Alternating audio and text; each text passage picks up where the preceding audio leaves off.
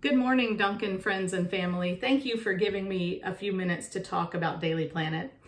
We appreciate and are so thankful for the support that Duncan Memorial has given us over these past year. Daily Planet is a healthcare for the homeless provider. What that means is we take care of providing primary care, mental health services, psychiatry, substance abuse services, dental services, and case management to people experiencing homelessness in and around Richmond. We're one of two healthcare for the homeless providers in the state of Virginia. The thing that makes our clinic look different than other clinics is that we take care to where people are living. So we have outreach workers who go out into encampments and into storage units and entryways where people may be sleeping, and they try to connect with those folks, meet some of their basic needs, and get them to a point where they're willing to come in for medical care. We have clinics embedded in homeless shelters. We have clinics on a mobile unit so that we can move around the city on our mobile unit. And then we have street medicine where we actually have some clinicians who go out just with a backpack on to meet people where they're sleeping. So in and around Richmond, last year, Daily Planet took care of 5,700 people experiencing homelessness. And you might wonder, who are those folks, right? There's a perception that a lot of people experiencing homelessness are struggling with addiction or struggling with serious mental illness. And sometimes that is the case. But we also are on a major bus line, and sometimes people just land at the Richmond bus terminal and don't have money to go any farther.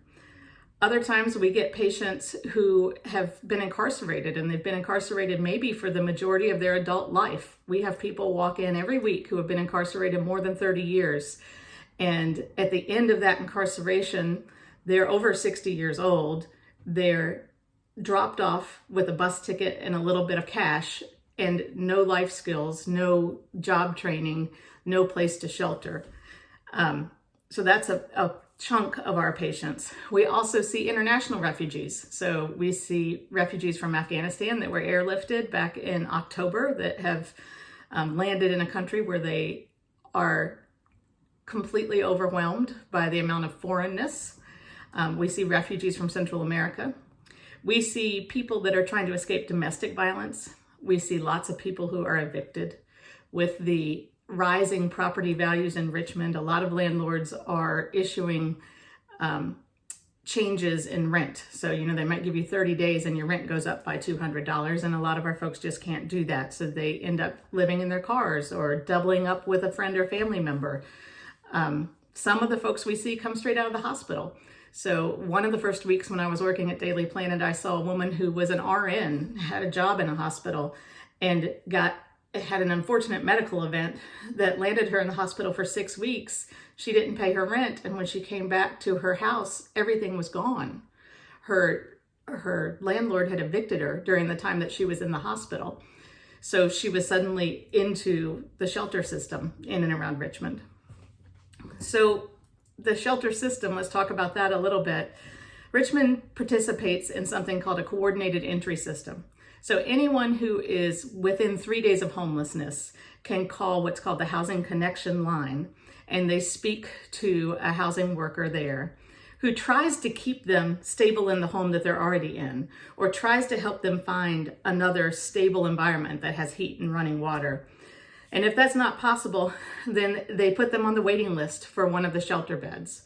We do not have enough shelter beds in and around Richmond to accommodate all the people who are sleeping outside. In the wintertime, from November to April, there are 150 extra shelter beds that are brought online in the ballroom at a local hotel. People line up a couple hours before 7 o'clock, and they wait and they hope that they get one of those 150 beds. If they're the 160th person, they're going to be turned away even on the coldest night in January. We also had some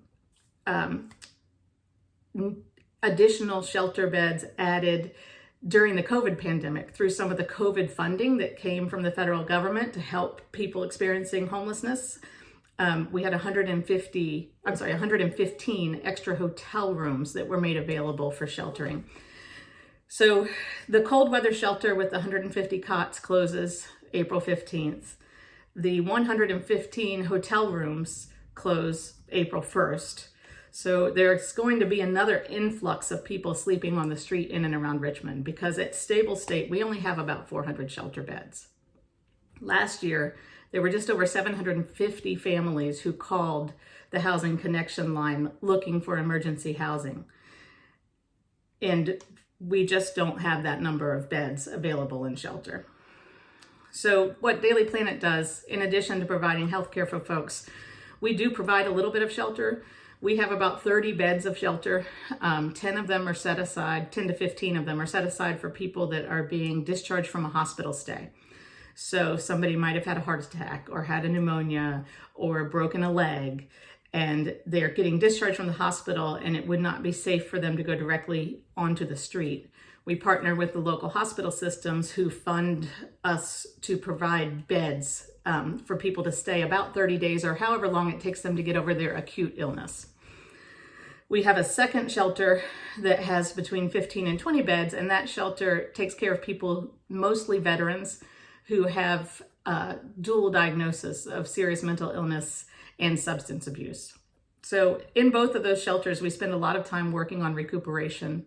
We spend a lot of time helping people try to get to their next step in their housing journey, so that when they leave us, they are going someplace at least warm and dry, and a place that they can continue to recuperate from whatever their acute illness or injury was. So how did the funds from Duncan help us? Duncan has helped us in a couple of ways. So we've been very grateful for the outreach items that you've donated, from blankets and socks. That is a way that we connect with people that are living on the street, and people are extremely grateful for that connection. We also have obviously benefited from some of the funding that you have donated to us, and that has gone towards our operations in terms of keeping our shelters staffed 24/7 and keeping our staffing sufficient to take care of the problem. There are other things you can do, and this is always my chance to add a little plea. There are other things that you can do outside of donations to Duncan if you want to help the mission at Daily Planet. You can share your time and talent. Our sheltered people, our individuals who are living in our shelters, enjoy a good meal, sometimes brought in by local church groups. They enjoy classes like knitting or art classes during the time that they're recuperating from their illnesses. If you happen to be a landlord, one of the ways that you can help homelessness in and around this city is to accept housing vouchers, and to do your best to keep your rent as low as possible. Right now, in this housing crunch, affordable housing in and around Richmond is extremely hard to find. And the average person that we see who might be on disability gets $713 a month to pay all of their expenses. It's really hard to find even a room for rent in a house for less than $375 a month. So that's taking more than half of their monthly income to pay for room. And that's obviously a struggle for anybody. It adds to that constant churn of evictions. So people get into a spot and they get evicted, and then they're homeless again. There is more than a 6-month waiting list for families trying to get into public housing. For people who have any history of felony, they cannot live in public housing. So oftentimes that leads to family division.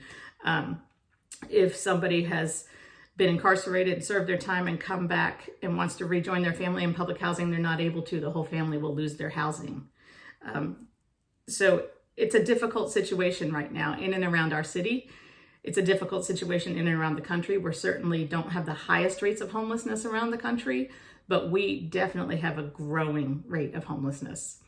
And we really appreciate, after 50 years of working with people experiencing homelessness, we appreciate all of our supporters, and we appreciate what Duncan Memorial has given us in this past year.